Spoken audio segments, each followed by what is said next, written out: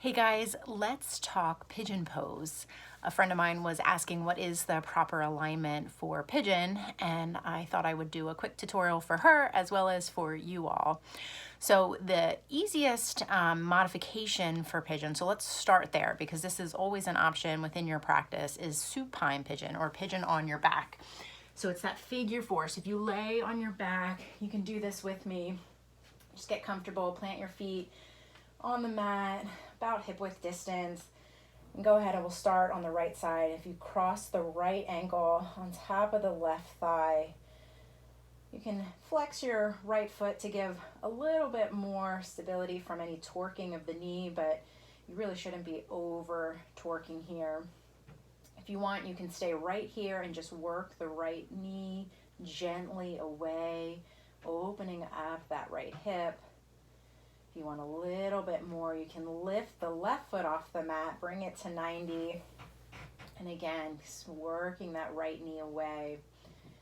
If you want a little bit more, you can bring your arms behind your thigh or on top of your shin. Just make sure if you are grabbing on, you start to lift and curl and maybe crunch up through the upper body, maybe back out. You really want your upper body relaxed, and so all of the work is happening in the hips. If you can grab on to your shin or your thigh, and you actually can use your right elbow as a little bit of leverage as well to press that right thigh away. And then once you found your position, whatever that looks like, the key to this pose, I believe, is the breath. So I'm taking big inhales and then really using your exhale to send your breath to those areas of tightness. And that's going to apply on both sides. So if you want to release and switch sides, just make ourselves even. Left ankle on top of the right thigh. Find your position. Again, relax through the upper body. You can flex the feet.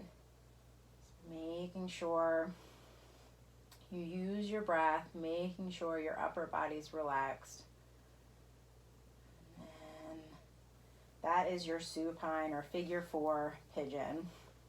All right, so then let's talk about the full expression. So there's a couple different ways that teachers will cue you into the pose. So sometimes you'll be on this is your tabletop, and they'll ask to bring your right leg forward for say, or actually let's do the left leg so you can see it a little easier. So if I bring my left leg forward, sometimes that's hard enough for people, and they say to walk that right foot over to the right side of or the left foot to the right side of the mat. So I don't know if you guys followed that, but that can be a little bit much, especially if you're tight in the hips. That's kind of one transition to get into it. And you can kind of wiggle walk your right foot to the back of the mat. Another option is if you come to downward dog, and this is how I typically like to cue it just because it allows for some more space.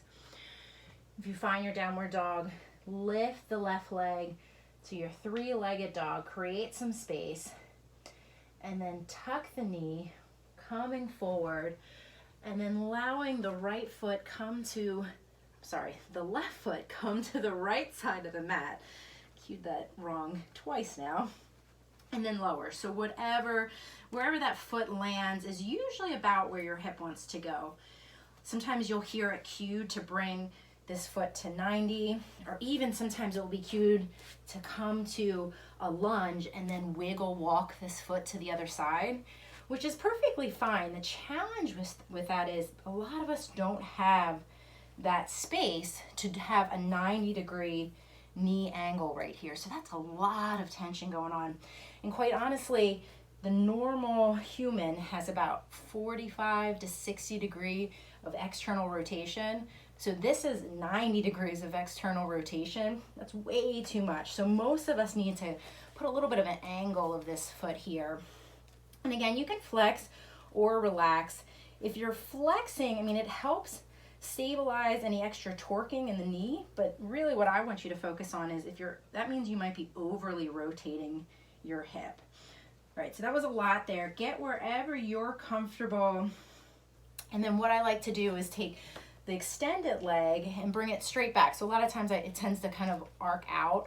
So what I do is kind of bring it back to center so it's elongating right from my hip and just relaxing. So you can take a peek back, check out what's going on with your toes, make sure they're planted, tops of the toes on the mat. It's not angling one way or the other. And then that is kind of a lot for the setup, but eventually you'll start to get used to what feels good in your hip. And then from here, kind of a few different options. Always can stay upright, that's perfectly fine. You can start to, as you use your breath, you can start here, and then maybe as you create a little space, you can start to lower, maybe to your forearms. And send a couple of breaths here in this position. And then if you want to go a little lower, you can maybe make fists with your hands and create a pillow, or actually grab a pillow, grab some blocks to place your head. So I know that's a lot, and so sometimes what I like to do is do a little wave action where I start up and kind of slowly lower on the exhale and then wave back up on the inhale, just helping lubricate those joints, creating some space. And each time I do this, I notice my hips are sometimes looser or tighter. So you got to adjust each time you do this pose because your body changes every day.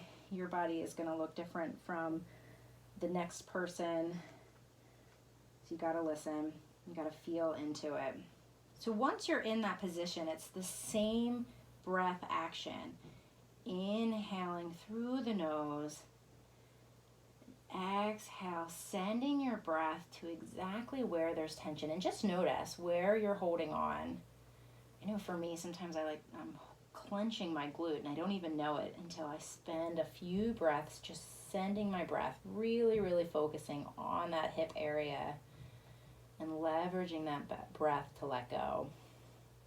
And it truly is magical when you feel it release, when you're able to send that messaging to your hips. All right, let's switch sides. Let's kind of put that all together.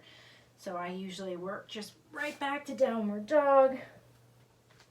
And again, this is my transition. Teachers will kind of take you through it very different ways. Lift the right leg, bend the knee, rounding forward, and then allowing the leg to lower wherever it lands, and then working that left leg back nice and straight, tops of the toes down. You can peek back just to see what's going on.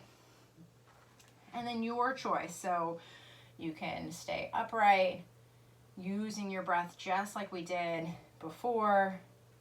Maybe trying that wave. So I'll work with you here if you want to try the wave. Inhale, lift.